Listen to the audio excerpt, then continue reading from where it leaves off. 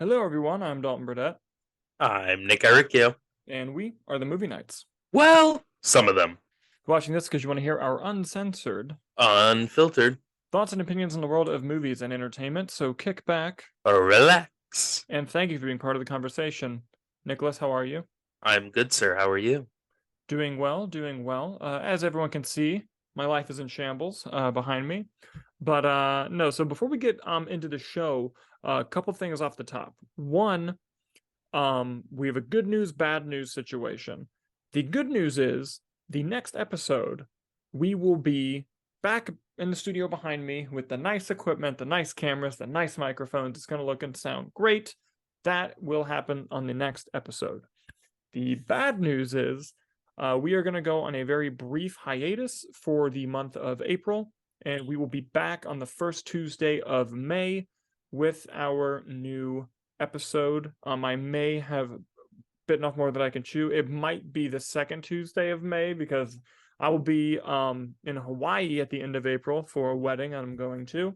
And anyone who knows me in my personal life knows it's hilarious how many goddamn weddings I have to go to. But I cannot wait to get back in the studio behind me and start recording some more episodes. But we are going to take a bit of a break. Repeating myself now, but you guys get the point. We will miss you guys. We are going to be finishing up on the channel. We are going to be finishing the Mandalorian reactions in that time, and we may do some straight out of the theater reviews for movies that we see. But in terms of the show, the Roundtable, we'll be taking a very small break. And with that, we're going to move on to the movie news section of our show, where we kind of break into the trades and figure out what's going on in the world of movies. Nicholas, what story do you have for us first? Our first story comes to us from the Hollywood Reporter, Dalton. The hierarchy of power of the live action remake of the animated movie universe is about to change. Oh, God. Moana is getting a live action adaptation just few years after it already was released. Yep. Uh, Dwayne Johnson and his team at Seven Bucks Production are behind the picture, as well as an executive producer, Ali Carvalho, who voiced Moana in the original. No word yet on director. My bet is it's going to be uh, Guam Colette Serra, who did Jungle Cruise and Black Adam with The Rock. Or for true fans, Nonstop, Run All Night, The Commuter, and The Shallows. You say true fans. Listen, I fucking love The Shallows. I unabashedly think that that movie is really good. And every time I watch it, it's better. I have the 4K. The Shallows is a good movie. I'm just saying. But And what of The Commuter? listen, The Commuter's not bad. The Commuter's not bad. But I'm saying my favorite Jean Colette Serra movie is The Shallows, and it's not even close. But yes, this is news, isn't it? This is news that exists and is happening. And I believe the article goes on to say that The Rock is going to reprise his role as well as the lead Moana actress. Although I could be, maybe I dreamt that, but I'm pretty sure that it does say that. The Rock is back.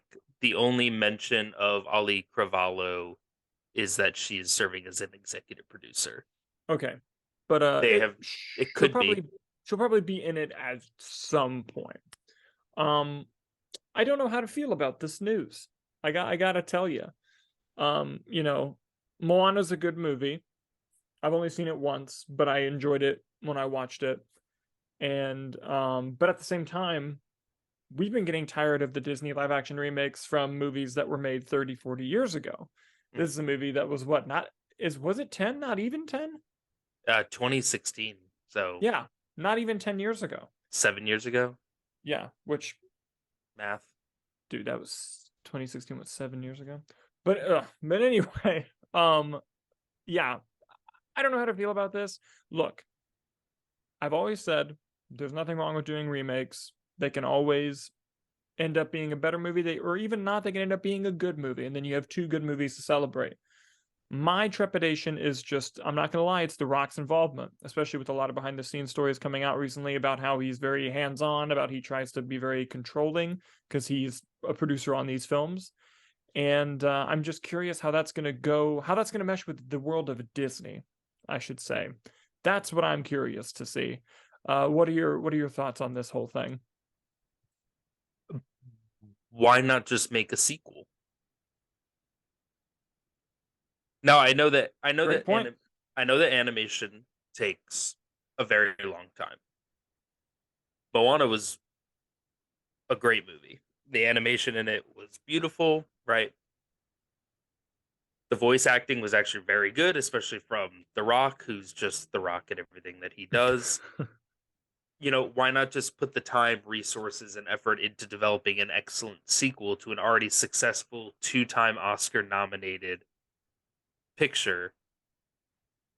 Are they getting the Cameron water technology? Because I guarantee you they're not. And the animated water from the first one's going to look better than whatever live action atrocity they pull out. Probably. I think it's too soon. I mean, what's next? Are they going to announce what's the one that just came out that no one saw? Strange Worlds. Yep. Is that getting announced next week and it's going to come out next year? Like what? Where's Maybe. the line? Is this something they're testing But to listen, see like how quickly they can do it? I think there's an aspect of this that we're not thinking of. Mhm. Both Aladdin and The Lion King made over $1 billion. The live action remakes. Doesn't necessarily make them good though. No, but from a business perspective, if you just had Strange World come out and fall flat on its face, and you need like a big kickstart for that Disney brand, the live action of the remake or the live action remakes of the animated films still, in a lot of people's eyes, count as that same type of Disney movie. And maybe they need a financial winner. Maybe they're like, Moana, why not? And I'm sure as soon as Black Adam came out, The Rock was like, all right, let's find out what we should do next and kind of just win in this route. But yeah, hey, if they make money from a business perspective, I kind of get it, Yeah, but I mean, just put the time and resources, I think, where it's more valuable. Now, I'm not saying the movie's not going to be good, but I feel like an animated Moana sequel would be better. Yeah, that's And that's fair. and that's a wide sweeping. So I'm basing that off nothing, but Hmm. I don't know. Just why mess with We're a good just thing? Yeah, we're just gonna have to wait and see on this one. But what do you guys think of the Moana live action remake coming? Let us know in the comments as we move on to our next story. Nicholas, what do you got for us next? Next story also comes to us from the Hollywood Reporter. Marvel Entertainment chairman Ike Perlmutter is out at Disney. Perlmutter's Marvel Entertainment division, not associated with Kevin Feige's Marvel Studios, will be folded into other parts of Disney, whatever that means. So the reason why this is significant is because Ike Perlmutter has been with the company for decades, I believe, with Marvel Entertainment, with Marvel. Mhm. His name's on stuff as early as the Tobey Maguire Spider-Man movies. His name might even be on the early X-Men movies. I'm not sure about that though, but I know he was on the Spider-Man ones. I would assume so because I was reading the article a bit. He Mm-hmm. acquired Marvel in 1998 from a toy Yeah, company he owned. So I would assume anything post 98 would have his name on it. yeah. And the reason why this is significant is because Ike Perlmutter has been famously known in the industry as just someone who's not a very good person, and who's someone who's not exactly smart either. Just the worst of combinations. There were leaked emails of him saying that he was absolutely not in favor of greenlighting Black Panther. He was absolutely not in favor of greenlighting Captain Marvel for the reasons that you're thinking. And he even in those times tried to get Kevin Feige fired from his job, to the point it got so eclectic that to the point where Kevin Feige threatened to leave right before Civil War came out. Ironically, there was a Civil War going on behind the scenes as well. And that's when Bob Iger made the amazing decision to tell Kevin Feige, you report directly to me and Alan Horn now. You do not work for Ike Perlmutter. And they took Ike Perlmutter and they put him under Marvel TV, Marvel Entertainment and Marvel TV. The article has a quote from Bob Iger in regards to that. It Oh, is please. I promised Ike the job that he would continue to run Marvel after the Disney merger, not forever necessarily. And in 2015, he was intent on firing Kevin Feige, who at the time was running Marvel Studios. And I thought that was a mistake, so I stepped in to prevent that. There it is right there. Yeah. It's crazy. Picture alternate history where that happened. That would have been Hmm. miserable. But yeah, so his firing is just kind of, it's almost like the world universally going like, finally, Hmm. get rid of this guy. And so he is out of a job, but he's a rich freaking millionaire. I'm sure he's going to be fine, unfortunately. But it, this is a big deal because it's something that people have wanted for a really long time, and now he's not going to have. And he hasn't, for the record, he hasn't had any fingerprints on Marvel movies for a while. But now he's just going to be completely separated from Marvel, any and all things Marvel, and I think that is something to celebrate. What are your thoughts on this, Nicholas? Yeah, no, I mean, if he hasn't really had involvement, I mean, it just seems like he was more of a figurehead than anything. I think once the Marvel series started, especially with the launch of Disney Plus, I feel like he really didn't have anything Mm-hmm. going on. But I think he's like head of like mobile games, right? And but not comics. Comics are a different entity Yeah, altogether. I So, don't think right? so, but I know for a while he was working in Marvel TV, and Hmm. when God, can you imagine how pissed he was when they got rid of Marvel TV and put it under Kevin Feige? But I wish I could have been in the room when Kevin Feige found out he was being laid off. But I'm chipping away at the Marvel Studios book, like the first 10 years Yeah. big book that they made.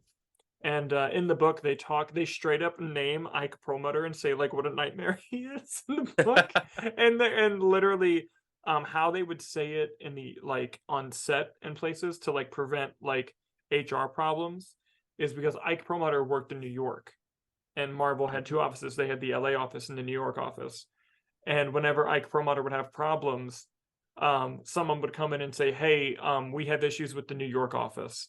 So whenever someone would talk about Ike Perlmutter being shitty, like on set or in person, they would say, "Hey, the New York office has notes for us," and they're talking about Ike Perlmutter, and that's just it's so funny. um, like we always say on the show, it's never a bad idea to add talent. It's never a bad idea to remove toxic people either. Amen, dude. Absolutely, absolutely. But what do you guys think of Ike Perlmutter finally no longer being a part of Marvel? Let us know in the comments as we move on to our next story. Nicholas, what do you got for us next? Our next story also comes to us from the Hollywood Reporter. Fantastic Four movie is getting a new writer with Avatar 2 scribe Josh Friedman. Matt Shackman, who's the key behind WandaVision, is still on board to helm the feature at this time. So here's something to ponder. Hmm. That writer, Josh Hmm. Friedman, that article kind of goes on to say that he like worked on Avatar 2 and everything, but he actually clarified. The person actually tweeted out and said, hey, listen, I didn't write the screenplay for Avatar 2. I did contribute to the story. I have a story credit on that, but I actually wrote Avatar 4, Hmm. which is not going to come out for a while, but that's the screenplay that I wrote. And then I was like, wait a minute. I remember hearing something about Avatar 4, and it's the James Cameron interview with Perry Nemroff, where he says, yeah, when I turned in the script for Avatar 2, yes, we love Perry. When I turned in the script for Avatar 2, I got 2 pages of notes. When I turned in the script for 3, I got 1 page of notes. And when I turned in the script for 4, I just got an email that said, holy fuck. So that tells me that the script for Avatar 4 is really good. And Hmm. if he's writing Fantastic Four, let's fucking go. I mean, I know that he did a big series of a show that he was a showrunner on. Foundation. Is that what it was? I I know he believe. did Snowpiercer as well lately. Okay, so I know that he's been doing some shows and everything, which I just haven't seen or been familiar with. Yeah. But um, that piece of news got me excited just remembering that interview, and it's been a wild ride getting Fantastic Four into the MCU, and they cannot fuck this up. They know they can't fuck Hmm. this up. There's so much pressure on that project in that universe, and I'm really looking forward to it. And what are your thoughts on this guy joining the writing? So I have a few questions, more kind of Mhm. behind the scenes, right? So a story by Yes. credit and a screenplay credit, right? Yes. When wanting to judge the works of someone, Mhm. do you want to lean toward their screenplay credits or their story credits? I would lean towards their screenplay credits. I mean, Okay. storyboard credits are nothing to sneeze at, No, yeah. but But like it's Avatar 2, the screenplay was kind of yeah, basic, but the hmm overarching story was good that he was involved. yeah, hmm So I pulled up his IMDb and looking at it, right? So for story by credits, I saw a few fun ones: Avatar: The Way of Water, and Terminator: Dark Fate. Screenplay, screenplay, War of the Worlds, fuck everyone. I like that movie. I like it a lot. and the upcoming Kingdom of the Planet of the Apes, Ooh, the new one. the new one, amongst Ooh. other writers. But hmm yeah, so if you ask me, kind of a mixed bag. But the Avatar 2 thing is interesting. And I think Marvel knows that they can't fuck this up a third time. Yes. Yes. And I think Matt Shackman was a great director. I'm interested to see him scale up to a feature, especially one of that hmm magnitude. But never a bad idea to add talent, like we just said before. Never a bad idea to add talent, and I'm not going to get into a Dark Fate argument on this episode of the show. I don't have the energy or the time, but that we There's should. nothing to argue, it's bad. Oh, you. I briefly. I don't think the movie's bad. Okay. I think that is it the Terminator movie that I would have made? No, but I think the movie that it wasn't horrible. I thought the action was exceptional. I thought it was better than every other Terminator sequel except Terminator 2. The only thing I didn't like was the execution of the new lead character they were building the franchise around. That revelation, I thought the idea was solid, but I thought the revelation and how it was done was poor. That was the only thing that like I really didn't like about the movie. Yes, people are pissed about the opening scene. I thought it was brilliant. I thought it was brilliant that they did that. I What was the loved opening that. again? Spoilers for people who haven't seen a movie that came out like a couple years ago. And was it Uh, good? they just straight up murder John Connor in the opening That's scene. right. That's right. I thought that was genius. I loved it. I loved See, when the they did that. Terminator movie I would have made would have just ended after 2. The Terminator movie I would have made was just releasing the old Universal Terminator stage show as a movie because that shit was awesome. And I'm It was a still very good mad they got show. rid of it. For But what? Jason Bourne? yeah. Oh, and you know what? The Terminator TV show, the Sarah Connor Chronicles, Hmm. that was a good show. I I never liked watched that it. show. I would yo, did he work on that show? Josh Friedman? Friedman? Uh, I can look that up for sure. For some reason, that's like digging in me that he might have worked on that show. Because, dude, that show was fucking good. I really enjoyed that show. Josh Friedman's writer credits include Avatar, Snowpiercer, Foundation was the TV show, Mhm. Dark Fate, Emerald City, Crossbones, The Finder, The Asset Lock and Key, Terminator, The Sarah Chrono, Yes, words, I Terminator, knew The it. Sarah Chronic. I cannot speak. Oh my god, Terminator, The Sarah Connor Chronicles was developed for television by and written by him. Listen, that show was good. I don't know if it's on any streaming service, but it was canceled way too early. I liked that show. That show was basically about Sarah and a younger John Connor on the run from other Terminators after Terminator 2. And it was really good. Like it was a good show. It was network TV, but it was a good show. Has very high ratings. Yeah. It's saying it's on Hulu. Shut up. Is that show on Hulu? Let me confirm. Hold on. I hope to The God show it is on is. Hulu. Dude, if you get bored, check out that show. It was so good. I remember I watched the pilot when it aired. I was so excited. Oh, it has Lena Headey from Game of Thrones. Yep. Right on. I dig it. Yes. So sorry Is about it that tangent, guys. is it connected to the movies, the other movies? Yeah, it acts as like a, you know, the Terminator trend is like we're all gonna make movies that act like a sequel to Terminator 2. Yeah, That's what it is. gotcha. Okay. And it's I loved it. I remember really liking the show. But anyways, with that being said, what do you guys think about Josh Friedman writing Fantastic Four, which led to a whole thing about the Sarah Connor Chronicles? Let us know in the comments as we move on to our next story. Nicholas, what do you got for us next? Our next story comes to us from Deadline and Exclusive. Ooh. Dr. Sleep filmmaker Mike Flanagan has pitched a feature version of Clayface over at DC Studios, sources tell Deadline. However, no word of a green light yet, but the studio has not said no. Warner Brothers, please, please, for the love of God, say yes to that movie. Now, that movie says Doctor Strange, but for some more, or Doctor Sleep, I'm sorry, but for more context, Mike Flanagan also wrote and created Haunting of Hill House, Haunting of Bly Manor, as well as Midnight Mass. And the movie Oculus, which fucking rules and no one ever And the movie watches it. Oculus. I love that movie. He's done other films too, but he's a master horror filmmaker. I would say he's a master filmmaker and writer. Haunting of Hill House, I think, is one of the best series ever. It's incredible. And same thing with Midnight Mass. Bly Manor was good.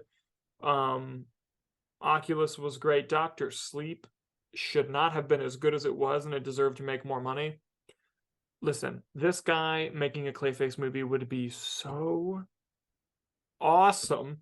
And he, from what I understand, he pitched it as like an Elseworlds movie, like a Joker or a. Yeah, so that's where the story gets a little more interesting. The pitch Oh. is said not to have been a part of Matt Reeves' Batman universe. Mm-hmm. However, the Batman 2 scripts are constantly changing, and the Mm-hmm. rumblings now are that Clayface has become a huge addition to that story. That's interesting. Putting And Clayface in that world.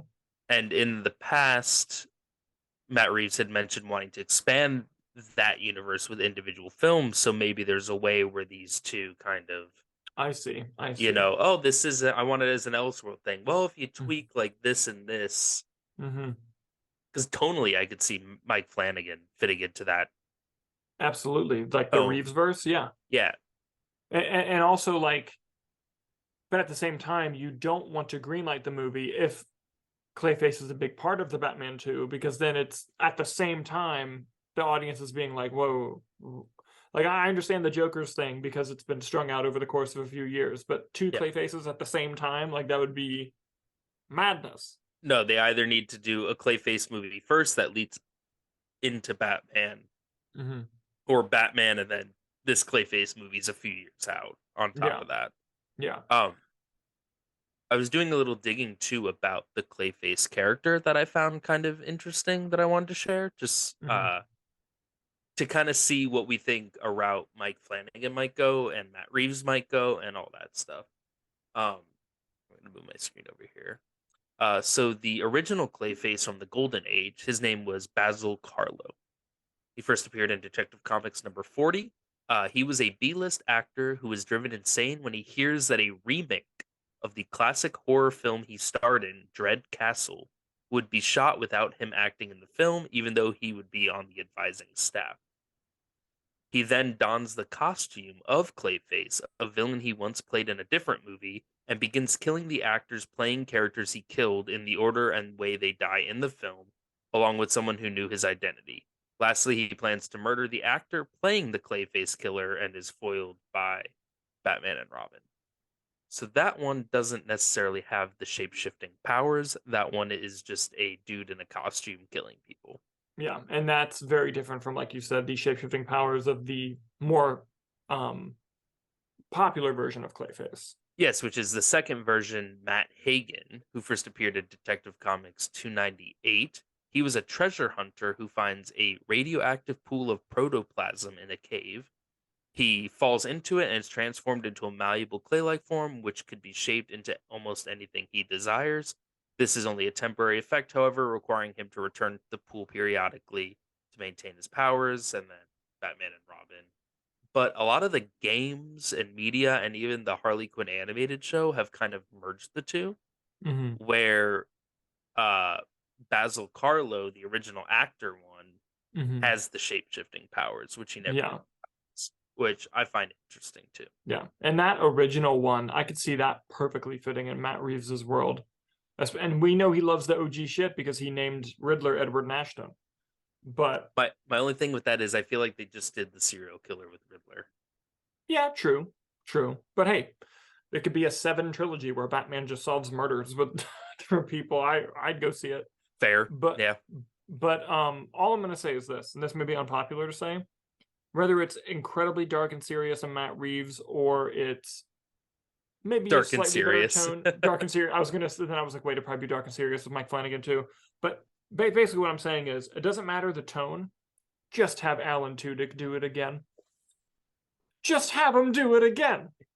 He's one of the best actors working today, and he's so good in the animated show. And I don't want him to play it anything like that. I want him to do Clayface live action, but be completely different. And he can do it because he's that good. I would love to see it. I'm just saying. I'd like to see like a D'Onofrio. That'd be good. I'd be very interested in that. I'd be very interested in like a Giancarlo Esposito. Mm-hmm. Could I be would like to very fun. see who's the guy that played Werewolf by Night. Oh, Gael Mm-hmm. was his name. We're looking it up Amuse me here. for a moment. Uh-huh. Just gonna do a quick Google of fan cast Clayface. I'm just curious what kind of the top Mm-hmm. first one, Nick Cage. Absolutely. Forget all the other answers. Dare I keep reading? Ooh, Andy Serrell. He's Alfred. Alfred. Tobey Maguire. All right, some of these are pretty bad. Ed Norton, Paul Giamatti. I could see Paul Giamatti. Oh, look, Alan Tudyk getting some love. Let's go. Honestly, I think I'd prefer a Clayface movie over him appearing in Batman. I'd be curious to see tonally how they try to fit that in, if they're going to go with the original or try to go into this fantastical shape shifting into that universe. But Mm-hmm. I think that, you know what it is, and I hate to do this to just be like a fanboy of directors or something like that. I'd be like, oh, well, if this person's doing it, that's good. I don't think I want a Clayface movie without Mike Flanagan. I agree with you. Like I do. I don't think we need a Clayface movie, Mm-hmm. but if Mike Flanagan's doing it, We do need a Mike Flanagan Clayface movie. like that's my intrigue in it Yeah. over anything else. Mm-hmm. Yeah. No, I totally see where you're coming from there. Mm-hmm. Absolutely. But what do you guys think? Do you think Warner Brothers should say yes and let Mike Flanagan make a Clayface movie, or do you think he's going to be in the Batman 2? Or hey, why not both? Let us know in the comments as we move on to the B-roll section of our show. What's the B-roll? Well, it's kind of an extension of the movie news section of our show, except we don't have time to dive into them as main topics, but we still want to bring you the headlines and keep you informed as to what's going on. Nicholas, what's first up on the B-roll? First one comes to us from the Hollywood Reporter. Legendary is ready to unleash a sonic boom with the studio acquiring the film and TV rights to the classic beat 'em up game Street Fighter. The studio will work closely with video game company Capcom on future projects. Neat. I think that they should do TV shows because that's what I think Mortal Kombat should have done. And they just made a deal with Sony because they're leaving Warner Brothers, so Sony's Yep. got some new IP. Cowards won't bring in Jean-Claude Van Damme, though. I guarantee it. I guarantee it. Won't. It's like how Dungeons and Dragons wouldn't bring back Jeremy Irons. Mm-hmm. Shame. Our next B-roll story, our last B-roll story, short news week. Evil Dead Rise filmmaker Lee Cronin is tackling the horror thriller Thaw for New Line. Now listen to this plot, Dalton. Set years after the polar ice caps have melted and sea levels have risen, the story of Thaw centers on a group of survivors at sea searching for a new home. Their prayers are answered with the discovery of an uninhabitable town that is until they encounter a new nightmare living just below the water's surface. Napoleon is master of Europe. The British fleet stands before him. Oceans are now battlefields. Arctic Jaws? Is that what I heard? That's pretty much it. It's going to be a polar bear. No, but listen. First of all, plot sounds amazing. Secondly, Lee Cronin. This just tells me Evil Dead Rise is fucking awesome. If this guy's already getting work like this. So I'm all about it. Bring it to me. Bring me the Lee Cronin films. Absolutely.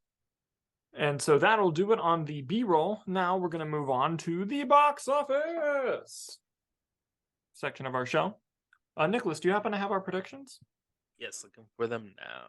Here we go. All right, Dalton, you had Dungeons and Dragons, John Wick 4, Shazam 2, Scream 6, and Creed 3. I had Dungeons and Dragons, John Wick 4, Shazam 2, Creed 3, then Scream 6. We were both incorrect. Ooh, lay it on me. So coming in first, making $37.2 million. By the way, these are the final Monday numbers. Okay. Making $37.2 million was Dungeons and Dragons: Honor Among Thieves. Coming in second, dropping 62% from week 1 to week 2, was John Wick Chapter 4, making another $28.2 million. Coming in third was a faith-based film called His Only Son, coming in out of nowhere, making $5.5 million. Coming in fourth was Scream 6, making another $5.3 million. And coming in fifth, Creed 3, making $5 million. Shazam 2 already out of the top 5. Oof. Yeah, so let's break down some of these box office things real quick. Dungeons and Dragons has already made 70 million worldwide on a budget of 150, so it has some climbing to do, but with good word of mouth, it could stay up there. We just have to wait and see. But it may end up just hitting the break-even point, potentially. We'll have to see. John Wick Chapter 4 has made $244 million worldwide. It's going to crack that 250 soon, and it's at 2.4 times its budget, so it's already cracked right about that break-even point. It should be profitable by next weekend. His Only Son worldwide has made 5.5, and it was made, I don't see the budget of that film, but most faith-based films aren't that crazy high budget, so it's probably doing really well. Let's see, Scream 6 has made worldwide $147 million. It'll cross 150 soon, and it has made 4.2 times its budget back. Yay, Scream 6. Just announced Scream 7 already. God damn it. And Did Creed, they not? No. At least not official. Screen Geek has said that it's been official and that's going to film later this year, but none of the other trades have confirmed that. So I'm going to hold off on it for now. Creed 3 has surpassed $250 million worldwide. It has now made 3.5 times its production budget. Ayo! Creed 3 is making shmoney. And just to move into bad news here, Shazam! Fury of the Gods has made just $120 million worldwide on a budget of 125. It might barely surpass its production budget, but that's probably one of the biggest flops in DC history, which is a shame. I don't think it deserved that. How do you think Blue Beetle will do coming off the tails of that? I'll be honest, because that new trailer came out. I think it's going to do very well. Depends how they market it. Partially because it looks good. It will depend on the marketing. And partially because the Latin American audience makes up, I think last year or the past few years, it's made up 30% of the box office. And now there's a main hero that represents that community. I think it's going to do a lot better than people are thinking. I think it's going to do very well. I think also there's just people taking stuff from Twitter, which I found very funny because James Gunn, as head of DC, tweeted about the trailer and he said, here's the trailer for Blue Beetle, this charming, fun family movie. Check it out now. And they went back a bit and found new trailer for hashtag Shazam Fury of the Gods. Oh, man. Um, James. and obviously he's had nothing but praise for the Flash and Blue Beetle as well, and Shazam and Aquaman are there. So we'll Yeah. see what happens with that. But I found Yeah. that very entertaining. Yeah. No, that is funny. So I don't want to do official predictions for next week since we're not going to be here for a month, but Mhm. I do think that Mario is going to be number one. It's not even Oh, going to be close. absolutely. And But does Air pick up? I think Air opens in the top five. Okay. I would not be surprised if Air opens third. You think D&D is going to solidify at number 2? Hmm. And I And would I'm not predicting a be. small drop for that one, I bet.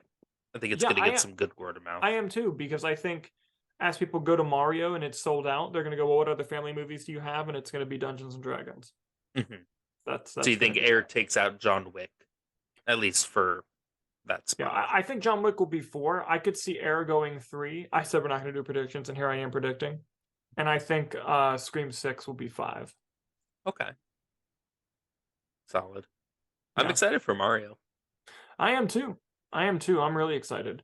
Fucking, they already dropped tickets for Guardians 3, and that shit is selling like crazy, and we don't have any fucking A-list reservations open. I'm gonna have to do it as soon as we get out of Mario, and then I'll use my movie pass for Air. It's There you whatever. go. Hmm. But then we got Renfield the Movies are following back, week. baby. They are, dude. They And Evil really Dead are, the week after, right? Or 2 weeks after, dude. right? Renfield's first. Mm-hmm. Nicholas, there are no words to describe how excited I am for Evil Dead Rise. I am so fucking amped. You have It no looks idea. very good. Looks very good. And we've been like ever since they moved it to theaters. Oh, I was so happy they didn't just cancel it, because that was actually a worry for a Hmm. while, was they were going to cancel. They were thinking about canceling the movie. That's crazy. But Well, Blue anyway, Beetle got that same promotion too, yeah, and Batgirl got canceled. Blue Beetle was the first one to get promoted. Yeah. Which this is, ugh, what a time to be alive. And with that, we're going to move on to the movie review section of our show. What movie did we see last week? We saw Dungeons and Dragons. It's been a crazy weekend, guys. MegaCon was this weekend. It was nuts. But yes, show it off, Nicholas. I spent too much money on this popcorn bucket. How the hell is it? Aha! Amazing. Worth it. I rolled a Anyway, 4. I'm sorry. Dungeons and Dragons: Honor Among Thieves. So this review is going to be a bit of an interesting perspective, because it's coming from me, who has never played D&D in their life, because I know it will suck the life out of me and I'll never go back to normalcy, and Nicholas, who plays every week. So on that level, I don't mean to speak for you, we both really liked the film. Yeah. I thought that the humor really worked for me. I thought that it was charming. I thought the performances were solid. I thought the action scenes were good. There are some script elements that I think could have been done better, but that is the biggest complaint I really have. I thought it was paced well. I thought that the way it wrapped everything up was great. And not to spoil anything, when the movie needed to be emotional, in the beginning of the movie, it was kind of just bland. Not bland, but like the emotion was just very on the nose. There's a character moment at the end of this film that is expected, but how they do it, and it involves a little dragonfly type thing, how they do it was really touching, especially with Chris Pine's performance in that moment. Yeah. It was really touching. And so like it really had that strong emotional beat at the end of the film, and I thoroughly enjoyed it. And that's from someone who's never played ever. And from your perspective, I'm sure that there's stuff in the movie for the fans. Yeah, there's like little things like just the way the characters go about, and the character types are nothing new, that can be transferred to any type thing. Like Chris Pine's obviously playing a bard, the loot, that kind of stuff is in it. Michelle Rodriguez, who I think is the best one in the movie, is a barbarian, but that's just really any type of brute, strong fighter type character. the wizard, the magic, the powers, all that, and obviously like the names and stuff that comes from like the D&D, like Neverwinter, Baldur's Gate, the Arakocra Kokra in the beginning, the bird creature. Um, all those are derived from it, but even if you don't have that sort of context to it, this is just a adventure fantasy movie, which also works because you're like, yeah, bird creature. Yeah. Why wouldn't there be? And I think that's the stuff that sort of brings it, and it's a difficult balance to strike because you're trying to appease people who play it every day, every week, that has been a part of their lives since their childhood, and also trying to approach a general audience with it. And I think they got a good mixture of names, celebrities, the writers and directors are fantastic. I absolutely love Game Night. I think it's one of the best comedy movies in the past 10 years. Facts. Um, Facts.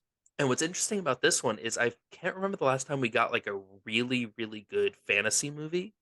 Hmm. I can't remember the last time we got a really, really good adventure movie. I can't remember the last time we got a really good comedy movie. And this one managed to be a really good adventure fantasy comedy movie. Yeah, I fully agree. I do think that if the humor doesn't work for you, the movie will hinder a lot. Because I actually talked to some people today, Mhm. who one person who thought the movie was just okay, and one person who didn't like the movie at all, and it both relied on how they felt about the comedy of the movie, and it worked for me Mhm. on Yeah. most levels. I mean, there's always going to be a joke or two that doesn't work, but for me, it worked emphatically. And I kind of liken this as like this generation's Mummy. I think that there's going to be a kid who saw Dungeons and Dragons: Honor Among Thieves, and just like the Mummy, it just takes them by storm with how fun and silly and delightful it is, and it becomes their favorite movie. And then in 40 years, when Chris Pine's at a convention, that kid is going to run up to him with delight in his eyes and being like, "You were in Dungeons and Dragons, which was like my favorite movie growing up." Like I could really see that happening with this generation. To clarify, we're referring to the Brendan Fraser mummy, Not the Tom Cruise not the Mummy. Tom Cruise one. Uh, no, I mean, I definitely agree with that. I think that, you know, it's something it's going to intrigue someone to go out and play D&D. It's going to incentivize them to want to go find a group, make these sort of bonds, these friendships that I think is very important and interesting. And you could just tell they were having fun. And I Yes. think that's a big thing. Take script, take story issues, whatever you want, which I thought were all solid. At the end of the day, it's just a fun time at the theater, and that's never a bad thing. You could tell the cast and crew had fun making it. You could tell the directors had a ton of fun directing it with their references. I think they made great use of like practical costuming and effects, CGI when they needed to. The CGI I thought was pretty all solid. Yeah. Um, for me, something I picked up on, which I thought was fun, was just how gluttonous they were with all their camera filming. There was a one shot, there was an overhead tracking shot, there was a Hmm. snap zoom, there was a snap zoom out, there was a split Dolly zooms. diopter shot, there were Yeah. dolly zooms. They put a split diopter shot in a D&D movie. I can't get over that. I don't know Yes, why they that did. I don't know why I found that so entertaining. Yes, they did. And there were a lot of practical effects as well. Yes. Yes, a lot of the characters, the costuming was very it has one of the best cameos in recent memory that I could think of. Dude, completely did not know about it either. Like it didn't leak at all. No, Like, and here's the thing about that, watching it, I feel like I knew the setup of what was going to be on the other side of that door just because of the gag that it would mhm. be.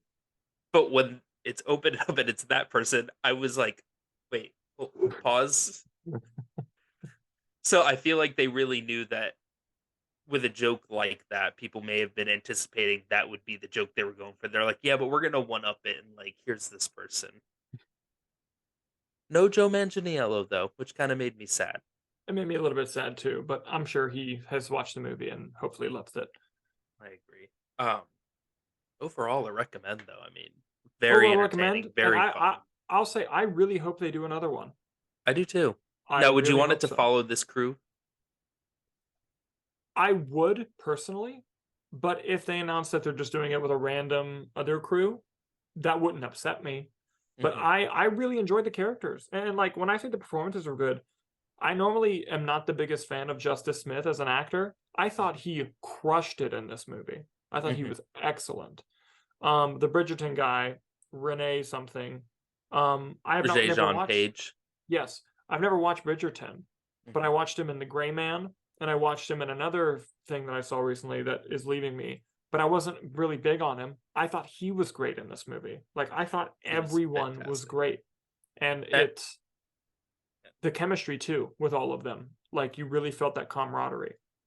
there was more chemistry with Michelle Rodriguez and Chris Pine in 2 hours than it was with her and Vin Diesel in 9 Fast and Furious movies. Facts, straight facts, absolutely.